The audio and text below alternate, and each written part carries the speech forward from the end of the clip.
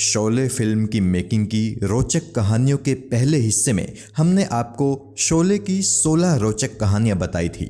शोले के रोचक किस्से सीरीज का ये दूसरा हिस्सा है और इस हिस्से में हम आपको शोले की 17 रोचक कहानियां बताएंगे। हमें पूरा यकीन है कि जिस तरह आपने शोले के रोचक किस्से सीरीज का पहला वीडियो पसंद किया है, आपको इस सीरीज का दूसरा वीडियो भी ज़रूर पसंद आएगा। अगर आपने शोले के रोचक किस्से सीरीज का पहला वीडियो नहीं देखा है तो इस वीडियो के डिस्क्रिप्शन में आपको उस वीडियो का लिंक मिल जाएगा। चलिए फटाफट ये वीडियो शुरू करते हैं। 17वीं कहानी। फिल्म में अभिनेता मैकमोहन का निभाया सांभा का किरदार भी हमेशा के लिए यादगार बन गया। सांभा का ये रोल इतना ज़्यादा चर्चित हुआ था कि सिप्पी ग्रुप ने तो इसी नाम से एक फिल्म बनाने की घोषणा कर दी थी, जिसमें उन्होंने मैकमोहन को ही लीड रोल में लेने की बात कही थी। लेकिन ये फिल्म कभी बन ही नहीं पाई। फिर साल 2010 में आई फिल्म अतिथि तुम कब जाओगे में भी सांभा का किरदार रखे जाने पर विचार किया गया था। अपने किरदार को शूट करने के लिए मैकमोहन फिल्म के सेट पर भी गए थे, लेकिन सेट पर ही उनकी तबीयत बहुत ज़्यादा ख़राब हो गई और उन्हें अस्पताल में भर्ती कराना पड़ा।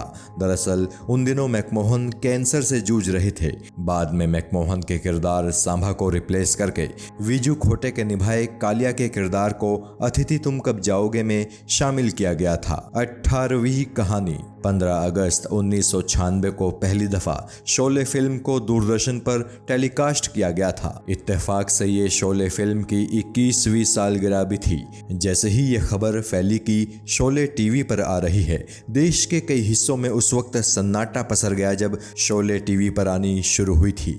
लोगों ने इस फिल्म को टीवी पर पहली दफ़ा देखने के लिए अपने काम से छुट्टी ले ली थी। 19वीं कहानी। फिल्म में अमिताभ बच्चन के अपोजिट उनकी पत्नी जया बच्चन नजर आई थी। शोले की शूटिंग से पहले ही अमिताभ और जया बच्चन की शादी हो चुकी थी।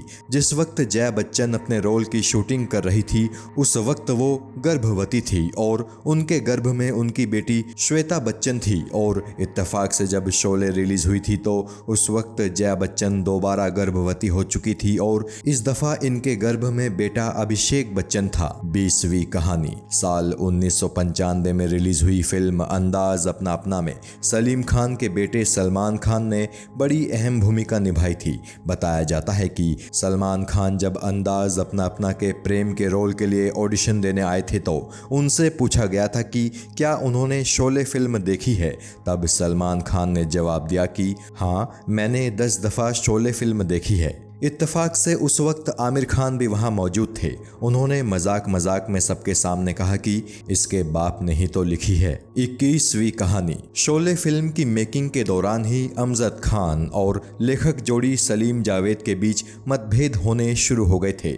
एक वक्त वो था जब जावेद अख्तर खुद अमजद खान को गब्बर सिंह का रोल निभाने के लिए लेकर आए थे, लेकिन बाद में जब जावेद अख्तर ही उन्हें फिल्म से निकलवाना चाहते थे। दरअसल सलीम खान और जावेद अख्तर को अमजद खान की आवाज़ गब्बर सिंह के कैरेक्टर के मुताबिक नहीं लग रही थी। अमजद खान को जब पता चला कि सलीम जावेद उन्हें फिल्म से निकलवाना चाहते हैं तो उन्हें बहुत बुरा लगा और उन्होंने सलीम जावेद से बात करना लगभग बंद ही कर दिया। फिल्म के प्रीमियर के दौरान सलीम खान ने काफ़ी शराब पी रखी थी और नशे में वो अमजद खान से भिड़ गए। दोनों के बीच तीखी बहस होने लगी। बताया जाता है कि दोनों के बीच हाथापाई भी होने वाली थी, लेकिन तभी अमिताभ बच्चन ने इन दोनों को शांत कराया। अगले दिन सलीम खान ने अपनी गलती के लिए अमजद खान से माफ़ी भी मांगी, लेकिन अमजद खान ने दोबारा कभी सलीम जावेद की लिखी किसी फिल्म में काम नहीं किया। 22वीं कहानी। साल 2007 में जब आईफा अवार्ड्स में धर्मेंद्र को लाइफ टाइम अचीवमेंट अवार्ड दिया जा रहा था तो उस वक्त स्टेज पर अमिताभ बच्चन भी मौजूद थे। उस वक्त अमिताभ बच्चन ने धर्मेंद्र को धन्यवाद करते हुए कहा था कि अगर धर्मेंद्र ने उनके नाम की सिफारिश ना की होती तो वो कभी भी शोले का हिस्सा नहीं बन पाते। दरअसल सलीम जावेद ने जय के रोल के लिए शत्रुघ्न सिन्हा को फाइनल कर लिया था, लेकिन चूंकि सिप्पी कैंप में धर्मेंद्र की तगड़ी बात थी तो उन्होंने जय के रोल के लिए अमिताभ बच्चन के नाम की सिफारिश की और प्रोड्यूसर जीपी सिप्पी ने धर्मेंद्र के कहने पर शत्रुघ्न सिन्हा को हटाकर अमिताभ को इस रोल के लिए साइन कर लिया। दरअसल अमिताभ व धर्मेंद्र इसी साल यानी 1975 की अप्रैल में रिलीज हुई चुपके चुपके में साथ काम कर चुके थे और इस दौरान दोनों की बढ़िया दोस्ती भी हो गई थी। 23वीं कहानी। फिल्म शोले जब शुरू होती है तो क्रेडिट्स में अमजद खान के नाम के लिए इंट्रोड्यूसिंग अमजद खान लिखा गया था। इसका मतलब हुआ कि अमजद खान की पहली फिल्म शोले ही थी, जबकि ये बात सही नहीं है। शोले से भी लगभग 2 साल पहले रिलीज हुई चेतन आनंद की फिल्म हिंदुस्तान की कसम में अमजद खान पाकिस्तानी एयरफोर्स के पायलट का किरदार निभा चुके थे। 24वीं कहानी। शोले की कहानी और डायलॉग्स कितने पसंद किए गए थे, इसका अंदाजा आप ऐसे लगा सकते हैं कि जब शोले के ऑडियो कैसेट्स बाजार में लॉन्च किए गए तो लोगों ने इन्हें जमकर खरीदा। लोग अक्सर अपने घर में बैठे शोले के डायलॉग्स और इसकी कहानी टेप रिकॉर्डर पर सुना करते थे। कई लोग तो ऐसे भी थे जो काम के साथ साथ शोले की कैसेट चला देते थे और साथ साथ काम करते रहते थे। 25वीं कहानी। शोले में सूरमा भोपाली बने जगदीप का किरदार इतना ज़्यादा पसंद किया गया था कि साल 1988 में इन्होंने एक फिल्म में काम किया था जिसका नाम ही सूरमा भोपाली था और उस फिल्म में जगदीप ही लीड रोल में थे। इसके बाद अंदाज अपना अपना में भी जगदीप ने एक भोपाली का ही किरदार निभाया था। शोले के सूरमा भोपाली का किरदार जावेद अख्तर ने लिखा था। दरअसल जावेद अख्तर खुद भी भोपाल से ही हैं। भोपाल में वो एक ऐसे आदमी को जानते थे जो एकदम उसी अंदाज में बोलता था जैसे कि शोले का सूरमा भोपाली बोलता है। 26वीं कहानी। शोले की ज़्यादातर शूटिंग बेंगलोर के पास रामनगरम इलाके में हुई थी। उस इलाके में चारों तरफ ग्रेनाइट की चट्टानें हैं। इन्हीं चट्टानों के बीच की एक लोकेशन पर गब्बर के ठिकाने का सेट लगाया गया था। जिस वक्त शोले की शूटिंग हुई थी उस वक्त इस इलाके में रहने वाले लोगों ने फिल्म यूनिट को काफ़ी सपोर्ट किया था। लोगों ने डायरेक्टर रमेश सिप्पी के नाम पर रामनगरम के एक इलाके का नाम सिप्पी नगर रख दिया था। आज भी उस इलाके को सिप्पी नगर ही कहा जाता है। एक और रोचक बात जो इस जगह से जुड़ी है वो ये कि ठाकुर का घर गब्बर के चट्टानों वाले इलाके के ऊपर ही मौजूद था, लेकिन फिल्म देखने पर हमें लगता है मानो ठाकुर किसी गांव में रहता है और गब्बर उस गांव से बहुत दूर किसी बीहड़ में रहता है। 27वीं कहानी। शोले में हेमा मालिनी के बॉडी डबल की हैसियत से रेशमा पठान नाम की महिला ने काम किया था। 70 और 80 के दशक में रेशमा पठान ने लगभग हर हीरोइन के बॉडी डबल के तौर पर स्टंट्स किए थे।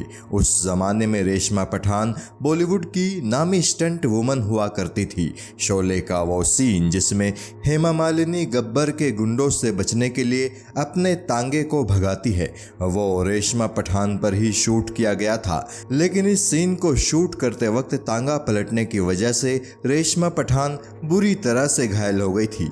रमेश सिप्पी को लगा कि शायद अब रेशमा पठान वापस शूटिंग पर नहीं आ पाएंगी, इसीलिए उन्होंने वो सीन ही हटाने का फैसला कर लिया था। लेकिन कुछ ही दिनों बाद रेशमा फिर से शूटिंग पर लौट आई और इस दफा उन्होंने वो सीन पूरा शूट कर ही लिया।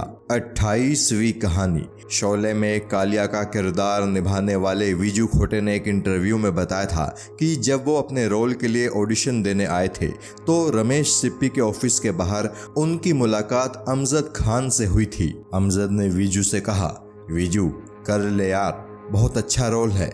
कुछ महीनों बाद विजू को पता चला था कि इस रोल के लिए अमजद खान ने ही रमेश सिप्पी को उनका नाम सुझाया था। दरअसल पहले रमेश सिप्पी ने एक स्टंटमैन को इस रोल के लिए साइन किया था, ये सोचकर कि छोटा सा रोल है कोई भी कर लेगा। रमेश सिप्पी ने उस स्टंटमैन के साथ शूटिंग करने की कोशिश भी की, लेकिन वो स्टंटमैन एक्टिंग के मामले में कमज़ोर साबित हुआ। तब रमेश सिप्पी ने कहा कि इस रोल को किसी ऐसे इंसान से ही कराना पड़ेगा जो एक्टिंग करना जानता हो।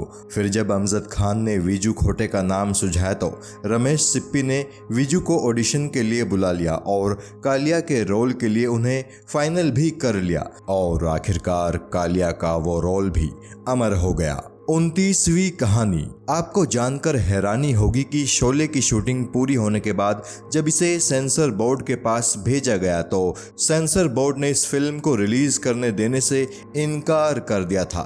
सेंसर बोर्ड का मानना था कि फिल्म के क्लाइमैक्स में बहुत ज़्यादा वायलेंस है। ऐसे में रमेश सिप्पी केवल ज़रूरी कलाकारों को साथ लेकर फिर से रामनगरम वापस गए और उन्होंने फिल्म का आखिरी सीन दोबारा शूट किया। इस दफ़ा गब्बर सिंह को फिल्म में मरते हुए नहीं दिखाया गया। 30वीं कहानी। शोले फिल्म का वो सीन जिसमें वीरू बसंती को बंदूक चलाना सिखाता है और अमिताभ बच्चन यानी जय इस सीन में वीरू की टांग खींचता है। इस सीन में जय वीरू को कहता है कि जेम्स बॉन्ड के पोते हैं, लेकिन पहले जय ने यहाँ पर एक दूसरा डायलॉग बोला था। जय ने वीरू की टांग खींचते हुए कहा था कि तात्या टोपे के पोते हैं, मगर बाद में इस डायलॉग को किन्हीं कारणों से बदल दिया गया था और इसमें तात्या टोपे की जगह जेम्स बॉन्ड का नाम डाला गया था। 31वीं कहानी। शोले एक मल्टी स्टारर फिल्म थी। धर्मेंद्र, अमिताभ बच्चन और संजीव कुमार जैसे सितारों से सजी फिल्म को देखने वाले दर्शकों में अक्सर ऐसे लोग हुआ करते थे जो या तो धर्मेंद्र के लिए फिल्म देखने जाते थे या फिर अमिताभ बच्चन के लिए फिल्म देखने जाते थे। संजीव कुमार का अपना फैन बेस हुआ करता था और उनके फैंस केवल उनके लिए ये फिल्म देखने थिएटरों तक जा रहे थे, जबकि हेमा मालिनी को चाहने वाले लोग उनके लिए शोले फिल्म देखने जा रहे थे। मगर फिल्म खत्म होने के बाद जब ये लोग सिनेमा घरों से बाहर निकलते थे तो गब्बर यानी अमजद खान के फैंस बनकर लौटते थे। 32वीं कहानी। ये जानकर आपको हैरानी होगी कि शोले में ठाकुर का रोल निभाने वाले महान अभिनेता संजीव कुमार पहले गब्बर सिंह का रोल निभाना चाहते थे, लेकिन सलीम जावेद की जोड़ी को संजीव कुमार का गब्बर का रोल निभाना किसी एंगल से सही नहीं लग रहा था। इसीलिए उन्होंने संजीव कुमार से साफ कह दिया कि आप गब्बर का रोल तो निभा ही नहीं सकते। फिर एक दिन संजीव कुमार ने अपने बाल रंगे और अपने दांतों पर भी कुछ धब्बे लगाए और फिर वो वापस रमेश सिप्पी व सलीम जावेद के पास गए, मगर रमेश सिप्पी को संजीव कुमार गब्बर के रोल के लिए कहीं से भी फिट नहीं लगे, जबकि सलीम जावेद तो पहले ही उन्हें मना कर चुके थे। आखिरकार उन्हें ठाकुर का रोल ही निभाना पड़ा। 33वीं कहानी।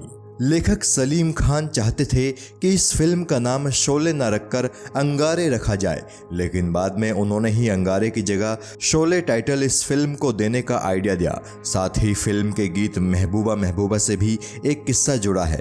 पहले ये गीत किशोर कुमार गाने वाले थे, लेकिन जिस दिन इस गीत की फाइनल रिकॉर्डिंग होने वाली थी उस दिन किशोर दा स्टूडियो में पहुंच ही नहीं पाए। चूंकि आर.डी. बर्मन इस गीत का स्क्रैच रिकॉर्ड कर ही चुके थे तो फाइनल रिकॉर्डिंग भी उन्होंने खुद ही करने का फैसला किया और आर.डी. बर्मन का गाया महबूबा महबूबा आज भी अपनी यूनिकनेस के लिए जाना जाता है।